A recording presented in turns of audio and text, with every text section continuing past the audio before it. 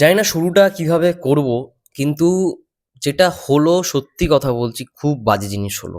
একটা সিনেমার জন্য অবশ্যই তার সঙ্গে, সঙ্গে যারা সিনেমাটার সঙ্গে জড়িত, সিনেমায় যারা লগ্নি করেছেন, সবার জন্যই খুব খারাপ একটা জিনিস হলো।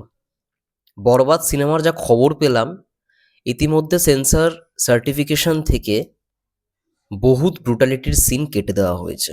ইয়েস, তোমরা ঠিকই শুনেছ। এবং আমি জাস্ট এটা ভেবেই অবাক, এমন একটা দেশ যেখানে সার্টিফিকেশনে দুটো কাট হয়। নো অ্যাডাল্ট, নো কিছু, এই সমস্ত কোনো ব্যাপারই নেই। নয় আনকাট সার্টিফিকেট, নয় কাট সার্টিফিকেট। অ্যাডাল্ট বা আর যেই সমস্ত সার্টিফিকেশনের রেট হয় ইউএ, এগুলোর কোনো সিস্টেমই নেই। আমি খবরটা জানতে পারলাম পৌশালিদির কাছ থেকে, আরও ডিটেলসে জানলাম। আমার সঙ্গে কথা হচ্ছিল এবং বরবাদ টিম এখন যেটা ফেস করছে সেটা সত্যি। একজন নতুন প্রডিউসার মানে বাংলাদেশে পরবর্তীকালে আসবে কি আসবে না জানি না, কিন্তু আর বড় ছবি হবে নাকি সন্দেহ। এরকম ভায়োলেন্স ধর্মী ছবি বানাতে যেরকমভাবে প্রস্থেটিক মেকার মানে মেকআপ আর্টিস্টকে নেওয়া হয়েছে বোম্বে থেকে, অমিতাভ বার্কার থেকে শুরু করে আরও অনেকে বড় বড় টেকনিশিয়ানস কাজ করেছে। তো একটা টিম ওয়ার্ক থাকে না, একটা সিনেমা বানানোর জন্য তো টিম ওয়ার্ক থাকে।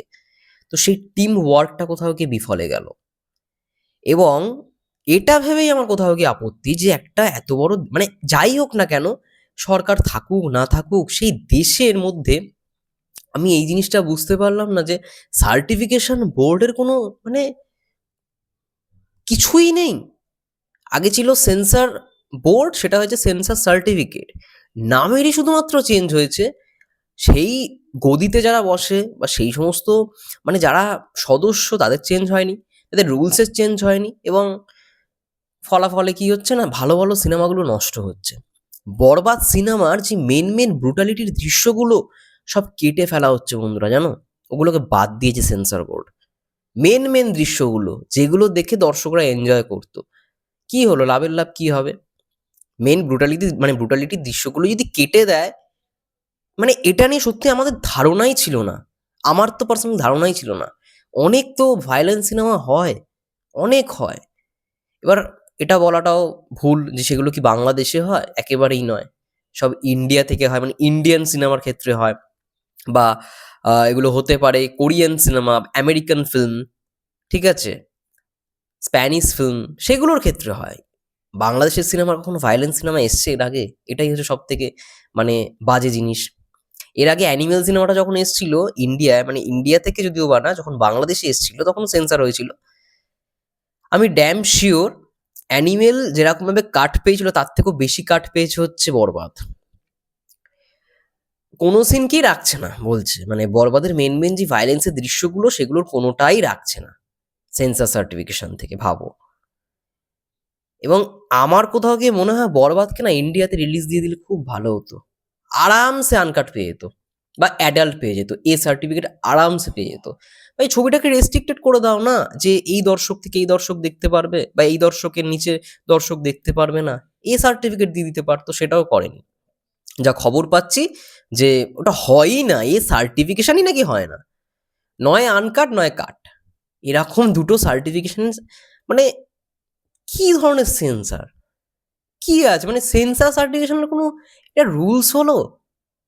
অ্যাকচুয়ালি ব্যাপারটা কি বলতো, মানে এইগুলো না সব থেকে আগে পরিবর্তন করাটা দরকার। এইগুলো যতক্ষণ না পরিবর্তন হচ্ছে, বাংলা চলচ্চিত্র এগোবে কি করে সেটা নিয়ে ভাবনা চিন্তা দূরের কথা, আগে এইগুলোকে নিয়ে ভাবনা চিন্তা করা হোক। যে সেন্সার সার্টিফিকেশনের রুলসগুলো চেঞ্জ করা হোক, তাহলেই বাংলাদেশে বড় ছবি হবে।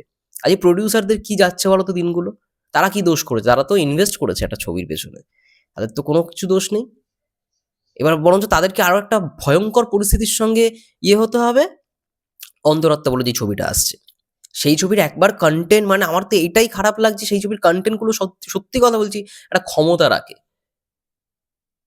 সেই ছবির কন্টেন্টগুলো এবার যখন আসবে বরবাদের সঙ্গে টেক্কা দিতে, তখন কেমন খারাপ লাগবে বলো তো সেই সমস্ত প্রডিউসারদের, যারা এত টাকা লগ্নি করেছে একটা বড় ছবির জন্য। আজকে অন্তরাত্মার কন্টেন্ট সত্যি খুব ভালো, সেখানে এত ভায়োলেন্স নেই, তার জন্য আনকাট পেয়ে গেছে। কিন্তু সেই ছবিটা যখন বরবাদের সঙ্গে রিলিজ করছে, সেই ছবিটার সঙ্গেই যখন গান রিলিজ করা হবে, বাই দ্য চান্স অন্তরাত্মার গান সবার পছন্দ হয়ে গেল, টিজার পছন্দ হয়ে গেল, হল মালিকদের পছন্দ হয়ে গেল, বরবাদ বড় বাজেটের ছবি, যেখানে রেন্টাল হয়তো 10 থেকে 12 লাখ টাকা করে হবে, সেই জায়গায় অন্তরাত্মা হল মালিকরা নিয়ে নেবে 5-6 লাখ টাকায়। এটাই পার্থক্য দাঁড়াবে। অনেকে বলবে বরবাদ চালাবো না। এত টাকা লগ্নি করার পরে কত দিক থেকে ঝামেলা বলো তো? দুদিক থেকে ঝামেলা। আমি ভেবেছিলাম সেন্সর বোর্ডে গেলে হয়তো জিনিসটা পুরোপুরি ক্লিয়ার হয়ে যাবে, তা না, ওখানে ঝামেলা আটকে নেই, ঝামেলা আরো বেড়েই চলেছে, বেড়েই চলেছে। সিনেমার তো রয়েছে, এই মেগাস্টার ভার্সেস মেগাস্টার রয়েছে, তার সঙ্গে সঙ্গে ভাবো, মানে শাকিব খানের দুটো সিনেমার সঙ্গে টেক্কা প্লাস সেন্সর বোর্ডে, মানে সেন্সর সার্টিফিকেশনে এরকম একটা ঝামেলা। সিন কেটে দেওয়া হচ্ছে, ব্রুটালিটির মেন দৃশ্যগুলোকে কেটে দেওয়া হচ্ছে। যাক, আর কি বলা যাবে, আমার মানে আমি তো রিকোয়েস্ট করলে তো আর সেন্সর বোর্ড তোমার আমার কথায় তো আর ওইগুলোকে আবার অ্যাড করে দেবে না, বা আমার কথা শুনে তো এটা করবে না যে অ্যাডাল্ট সার্টিফিকেট দিয়ে দেওয়া হলো। এটাকে রুলস চেঞ্জ করতে হবে প্রথমত, বাংলাদেশের রুলস চেঞ্জ হোক, তাহলেই সিনেমা হবে।